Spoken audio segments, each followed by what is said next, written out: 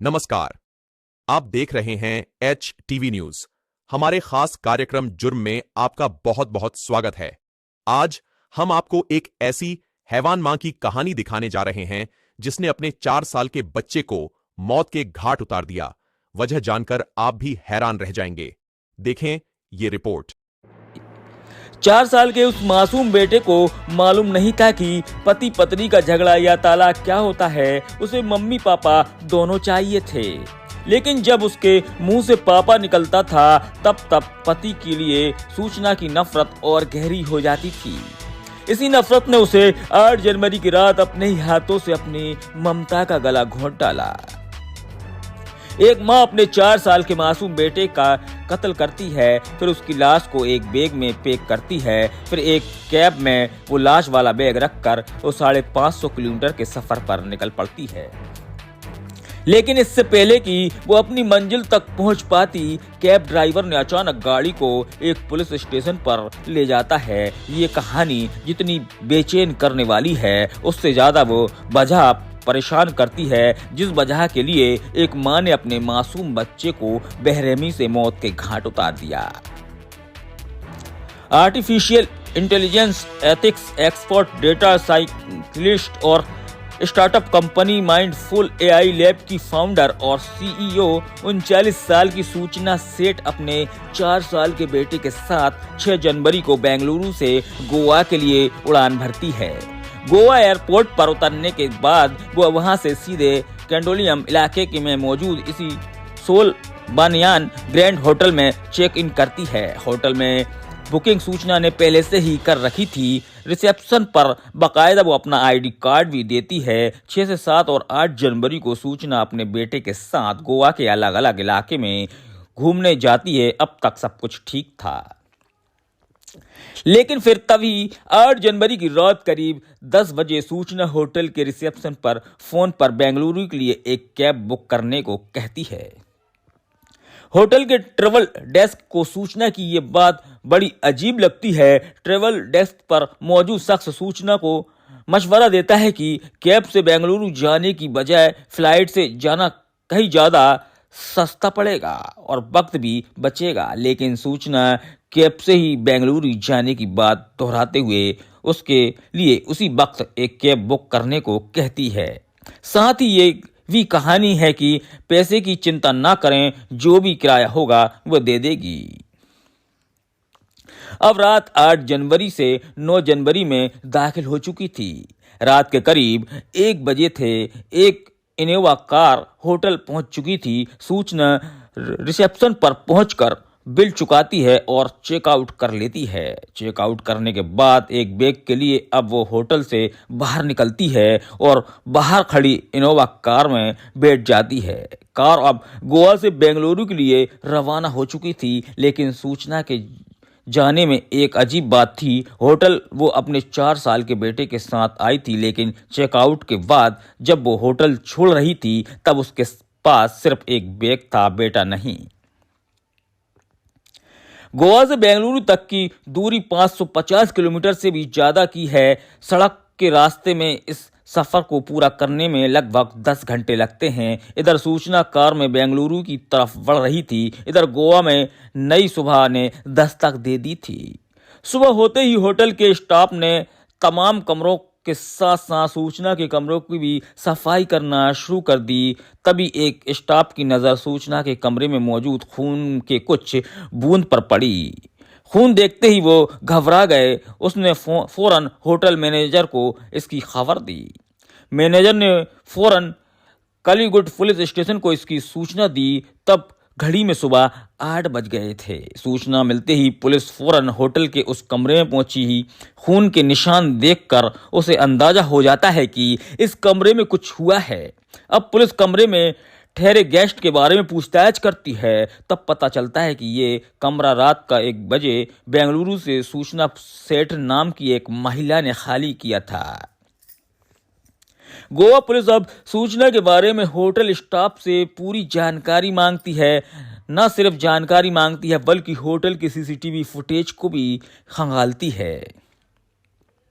और तभी पुलिस को सूचना के 4 साल के अपने बच्चे के साथ बेंगलुरु से गोवा आने और रात 1 बजे कैब से बेंगलुरु वापस जाने के बारे में पता चलता है। पुलिस ने भी फ्लाइट की बजाय कैब से बेंगलुरु जाने की सूचना के फैसले को जानकर हैरान रह जाती है, पर उससे भी ज़्यादा हैरान वो तब होती है जब होटल के स्टाफ से सीसीटीवी कैमरे से ये पता चलता है कि वो आई तो एक बच्चे के साथ थी, लेकिन लौटी अकेली। अब सवाल ये था कि 4 साल का वो बच्चा कहाँ गया। सवाल ये भी था कि कमरे में मौजूद खून के वे निशान किसके हैं। पुलिस ने फौरन अपनी दिमाग लगाया और होटल के ट्रेवल डेस्क से उस ट्रेवल एजेंसी का नंबर लिया जिससे सूचना के लिए इनोवा कार भेजी थी। अब कार के ड्राइवर का नंबर गोवा पुलिस के पास था। गोवा पुलिस ने कार ड्राइवर को फोन मिलाया। फोन मिलाते ही उसने कहा कि वो कार में बैठी मैडम से उसकी बात कराए। मैडम यानी सूचना के लाइन पर आते ही पुलिस ने उसे पूछा कि क्या आपका बेटा कहाँ है, वो आपके साथ वापस क्यों नहीं गया। सूचना बेखौफ जवाब दिया कि वो गोवा में ही है, एक रिश्तेदार के पास है, कुछ दिन बाद लौटेगा। उसने बाकायदा गोवा के अपने उस रिश्तेदार का पता भी पुलिस को दे दिया। गोवा पुलिस को लगा कि शायद वो गलत शक कर रही है। फिर भी पुलिस ने सूचना के दिए पते पर पुलिस की एक टीम भेजी, लेकिन वो पूरा इलाका छान मारने के बावजूद भी पता नहीं मिला जिसका पता सूचना ने दिया था, यानी सूचना का दिया पता फर्जी था। अब गोवा पुलिस को लगा कि मामला गड़बड़ है, लिहाजा तुरंत पुलिस ने दोबारा उस कैब ड्राइवर को फोन किया और जिसमें सूचना बैठी थी। पुलिस ने धीमे से ड्राइवर से कहा कि जैसे ही तुम्हें अपने करीब कोई पुलिस स्टेशन दिखाई दे, फौरन गाड़ी को वहीं ले जाना और वापस फोन करना। तब कैब बेंगलुरु से 200 किलोमीटर पहले कर्नाटक के ही चित्रदुर्गा इलाके से गुजर रही थी। तभी ड्राइवर की नज़र चित्रदुर्गा में ही मौजूद आई मंगला पुलिस स्टेशन पर पड़ी। उसने फौरन गाड़ी को पुलिस स्टेशन में घुमा दिया।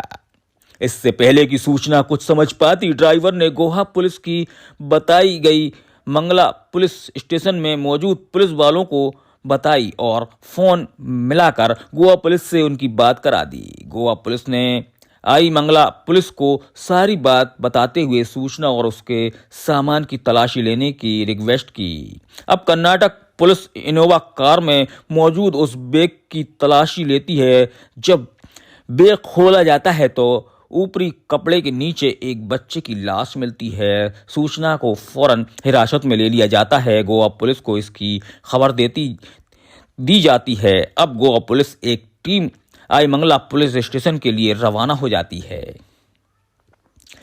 गोवा पुलिस के मन में तमाम सवाल थे। 4 साल के जिस बच्चे की लाश बैग में थी वो कौन था? क्या वो सूचना का बेटा था? अगर बेटा था तो फिर एक माँ ने अपने ही हाथों से अपने बेटे को क्यों मार डाला, क्यों कत्ल कर दिया? कत्ल करने के बाद वो लाश को बैग में रखकर 550 किलोमीटर की दूरी तय कर बेंगलुरु क्यों जा रही थी? अगर उसे लाश ठिकाने ही लगाना था तो उसने गोवा में ऐसा क्यों नहीं किया? और सबसे बड़ा सवाल कि एक माँ अपने बच्चे को कत्ल क्यों करेगी और कत्ल के बाद लाश के साथ सफर क्यों करेगी? इन्हीं सवालों के साथ गोवा पुलिस की एक टीम कर्नाटक के आईमंगला पुलिस स्टेशन पहुंच चुकी थी। सबसे पहले गोवा पुलिस ने सूचना को चित्रदुर्गा की एक अदालत में पेश कर उसका ट्रांजिट रिमांड लेती है। फिर बेटे का शव पोस्टमार्टम के लिए चित्रदुर्गा के ही सरकारी अस्पताल के मुर्दा घर में रखवा देती है ताकि मौत की वजह पता की जा सके। इसके बाद अदालत की इजाज़त से गोवा पुलिस अब सूचना को लेकर एक बार फिर गोवा के लिए निकल पड़ती है। आधी कहानी तो वापसी के सफ़र में ही सूचना सुना चुकी थी, बाकी का सच गोवा पहुंचने के बाद उसने पुलिस को सामने उगल दिया। अब गोवा पुलिस के पास सारे सवालों के जवाब थे। 39 साल पहले सूचना सेठ का जन्म कोलकाता में हुआ था। एक अच्छे परिवार से आने वाली सूचना बचपन से ही पढ़ने लिखने में बेहद तेज थी। कई भाषाओं पर उसका कमांड था। उसने फिजिकल ऑनर्स में टॉप रैंक के साथ ग्रेजुएशन किया। संस्कृत में पोस्ट ग्रेजुएट किया और फिर डेटा साइंस की पढ़ाई की। आगे चलकर उसने आर्टिफिशियल इंटेलिजेंस यानी एआई में भी महारत हासिल। दुनिया के कई नामचीन यूनिवर्सिटी से जुड़ी आर्टिफिशियल इंटेलिजेंस यानी एआई के एथिक्स के बारे में धूम कर लेक्चर यानी ज्ञान दिया करती थी। एआई की अच्छाई और बुराई के बारे में बताया करती थी।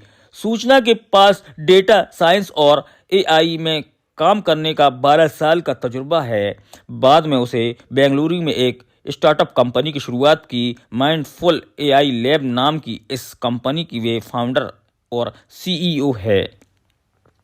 2010 में सूचना की मुलाकात बेंगलुरु में ही केरल के रहने वाले वेंकटरमण से हुई। दोनों में प्यार हुआ, दोनों ने शादी कर ली। वेंकट भी एक अच्छे और पढ़े लिखे परिवार में हैं। शादी के बाद सब कुछ ठीक चल रहा था। शादी के 9 साल बाद ही यानी 2019 में दोनों को एक बेटा हुआ। तब भी सब कुछ ठीक था, लेकिन फिर 2020 में कोरोना आते ही मियाँ बीवी के रिश्ते में गड़बड़ाहट यानी आनी शुरू हो गई। दोनों के झगड़े इस कदर बढ़ गए कि दोनों अलग रहने को मजबूर हो गए और बेटा माँ के पास था। इस अलग के बावजूद वेंकट अक्सर अपने बेटे से मिलने सूचना के पास आता था, लेकिन सूचना उसे बेटे से मिलने नहीं देती थी। लिहाजा पुलिस ने आरोपी महिला को गिरफ्तार कर लिया है। तारीफ गोवा पुलिस की भी है, जिसने इस सूचना के मिलते ही फौरन गोवा से लेकर चित्रदुर्ग तक अपनी जाल बिछाया, जिससे सूचना के फर्जी पते का सच निकला और जिससे बेहद कम वक्त में कर्नाटक पुलिस के साथ मिलकर गोवा में बैठे बैठे सूचना को हिरासत में ले लिया। होटल स्टाफ और गोवा पुलिस के अलग अलग तारीफ के काबिल हैं।